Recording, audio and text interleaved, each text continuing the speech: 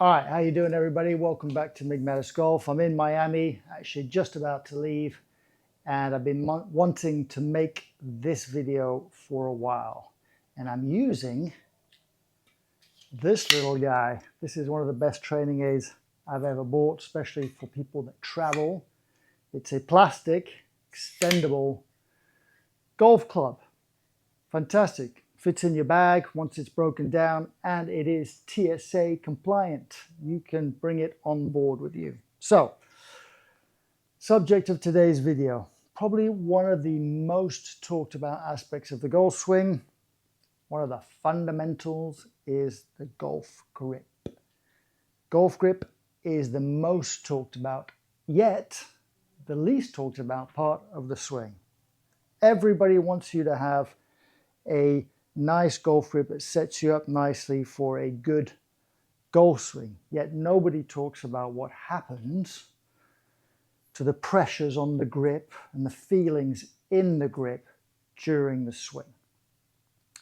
The hands are the only part of the body that actually touch the golf club. Okay, everything that happens here will be transferred to there. It's very important that you realize you can have almost a perfect golf swing. 99% of your golf swing can be perfect, right? But if you're applying some kind of weird pressures with the fingers or the hands or doing something with your wrists, it's going to throw this club head off and do weird things.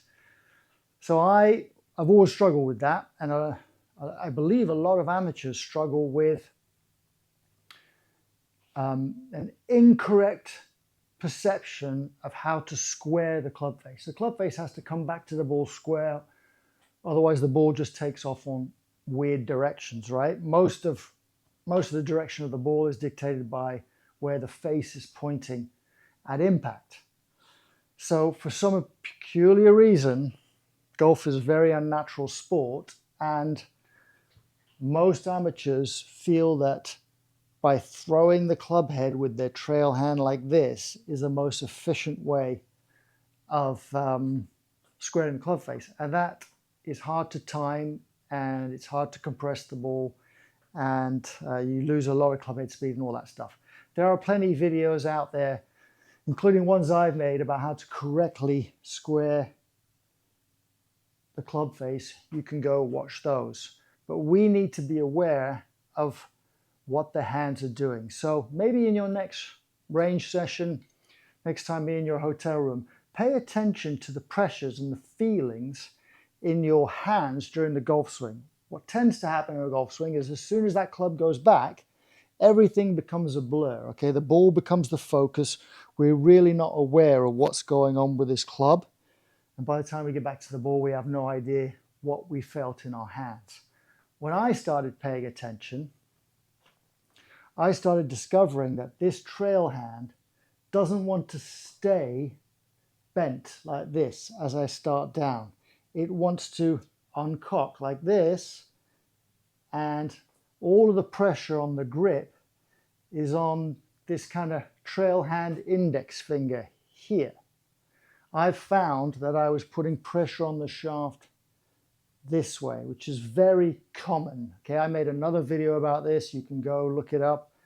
But Ben Hogan and a lot of other good golfers advocated swinging with your index and your thumb off of the shaft so as to not do that. Okay, now what I found that helped, and this might help you, is if to counter this, because I'm aware of it, but just being aware of it and trying not to do it is very difficult. Rather than do that, find a different feel that counters that. And what I found is that when I got to the top of my backswing, if I pulled on the club, on the very end of the butt end, with my lead hand, with the pinky and ring finger, if I pulled on it with that, then it naturally offset this tendency to push. My trail wrist stayed bent back, and the club face kind of twisted like you're supposed to square into impact. So little pinky ring finger of the trail hand, pulling on the club with those from the top. So as you make your transition, you go back, and the first thing you do as you bump into your left side is you pull with those two little fingers. Okay, just focus on that. And that will stop you pushing on the club like this. Nothing good comes from this. Trust me, at speed, you'll go like this and you'll push on this club. And it doesn't matter what you do with your lower body and your weight transfer. It doesn't matter what you do. That club will tip out like that. And then you're into just recovery mode. So focus on pulling and twisting with those two last fingers. Interestingly, if you take your trail hand off of a golf club and just swing with your lead hand, you'll find that that's kind of what your left hand wants to do. It doesn't want to kind of push with the top, with the thumb and the index finger. It doesn't want to pull the shaft like that. The most efficient way of dragging it through is to pull with the butt end, with those last two fingers. So that's what I found helps. I hope that helps you, okay? Like I said, again, you might have been struggling for years going for lessons, and all of your lower body and everything is working perfectly, and your weight transfer, and people have told you, yeah, you need to do this to get the club to slot. But if you've been used to just putting a little bit of force into the shaft, the grip end with this trail hand, it's an uphill battle. Look at how much I can just move this grip by an inch down here, and that thing up there, the club head moves by like 9 inches, okay? You really have to get this feel in the grip right. You have to be aware of what the hands are doing. The hands, it's like writing with a pen, okay? You have control over it because you know what this hand is doing. You need to know what these hands are doing. They connect you to the club.